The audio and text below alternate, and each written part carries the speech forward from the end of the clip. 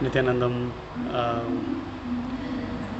This is Manish. I'm a PSS participant, and I just wanted to speak a little bit about Swamiji's Satsang that I heard today.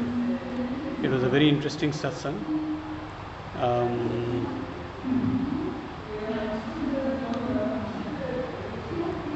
Something that Bhagavan Sri Nityananda Parameshwara revealed in Satsang that I have been sitting with, breathing with, living with ever since. The question is this: what if the reality you experience is only a reflection of your inner instrument? It's not a philosophy, not a nice idea, a literal scientific truth from the Agamas. The Agamas reveal that every single being exists in one of the three states of identity, not three different beings, three different lenses through which the same consciousness looks at itself. The first is Jivatva. This is when you identify with the five Kanchukas, the five cloaks of limitation. The Agamas name them precisely as Kala, limited agency, the feeling of I can only do so much. Vidya, limited knowledge. I don't know enough, I'm not educated enough, I'm not qualified. Then there's Raga, which is limited desire, always craving for what you don't have, never satisfied with what is. Kala, again, limited time. You always hear people saying, I'm running out of time. And Niyati, limited space and causality. Basically, I'm bound by my circumstances, and my past will determine my future. So, when these five Kanchukas are our lenses, and we live through these lenses for most of our life, we experience ourselves as a helpless, suffering individual, the jiva, as we say, the bound one. And here is the thing: the world does not need to change for us to suffer. The Kanchukas have already created the suffering. They are the filter, they are the projector. The second state is Ishvaratva. This is when you begin turning your awareness back towards the source. So then the same five Kanchukas are still present. You still have a body, you still have a mind, you still experience time and space, but now they are recognized as instruments. You're not in a prison. So in hindsight, the Ishvara experiences the same world, the same circumstances, the same relationship, but as a field of possibility instead of limitation. This is what Swamiji means when he says the world does not change, your inner instrument changes.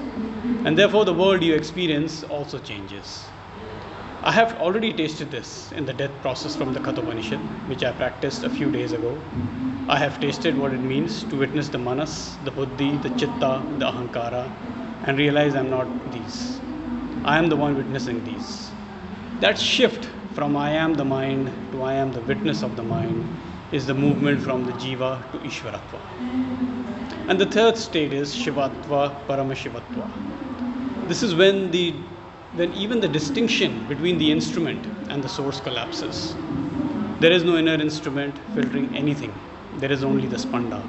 Spanda is the primal vibratory dynamism of consciousness itself, dancing as the entire cosmos. Now, according to the Kulavarna Tantra, Swamiji declares it directly: Jiva is Shiva, Shiva is Jiva. Bound by the Pasha, it is Jiva. Liberated from the Pasha, it is Sada Shiva.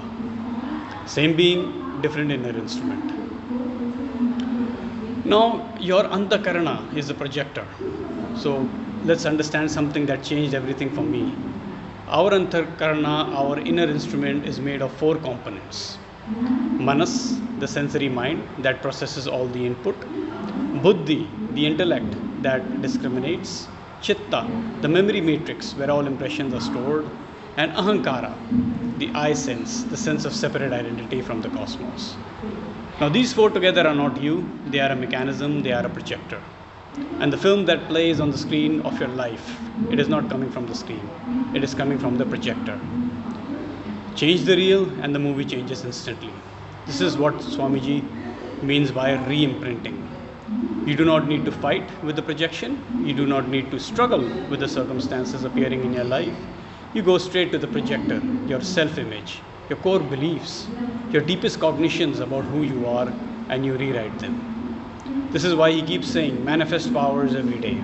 Not to show off, not to feed the ego, because every time we manifest a power, Even something as simple as shifting a situation or healing somebody's pain or our own pain, our inner image of ourself as powerless shatters.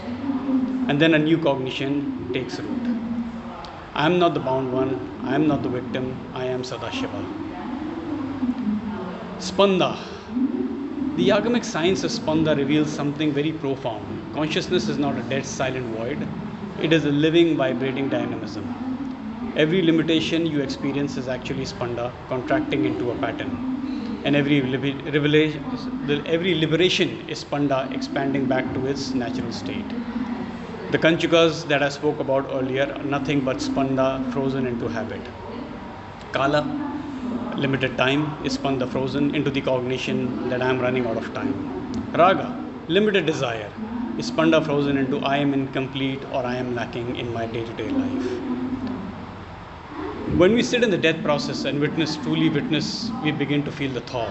The frozen Spanda starts vibrating again. The ice melts, and what was once solid, fixed, unmovable now becomes fluid, it becomes alive, it becomes free.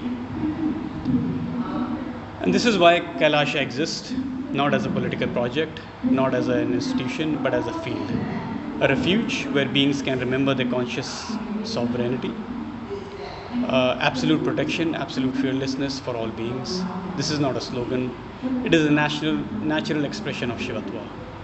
When you know yourself as Paramashiva, you cannot help but extend that space of fearlessness to every being, because you see no other. There is only the one Spanda dancing in infinite forms. The Chokanathar, Pattabhishekam, the 64 Leelas, all of it is the same truth. Lord Sundareshwara extending refuge, protection, liberation, not as an act of charity, as an act of nature. The sun does not decide to shine, it shines because it is its nature. Paramashiva protects because it is his nature. And when you remember that you are that, Tattvamasi, protection becomes your nature too. I am in the process of I just went through the death process. Now I am practicing advanced asanas like Mayurasanas. I'm shifting from third and fourth dimensional awareness into the fifth dimensional, the Anandamaya Kosha. I have tasted the blissful dance during the SPH darshan. The body moved, but it was not me moving. It was Spanda, it was Paramashiva dancing. I'm navigating conversations with my wife. I'm learning to hold the space of Shivatva, even when the old Kanchikas try to pull me back into limitation. And what I know now, what I have directly cognized is this, the reality. Experience is only a reflection of my own inner instrument. So I do not fight the reflection. I go to the projector, I reimprint, I rewrite the cognition. And the question Swamiji left me with, the question I leave with you is this: what is one cognition about ourselves, one single belief, that if it were completely dissolved today, would change everything about how we experience our own life? So let us sit with that, breathe with that, let it work on us. Because the moment that cognition dissolves, you're not the Jiva anymore. You are Sadashiva, you are Paramashiva. Nityanandam, thank you for listening to me.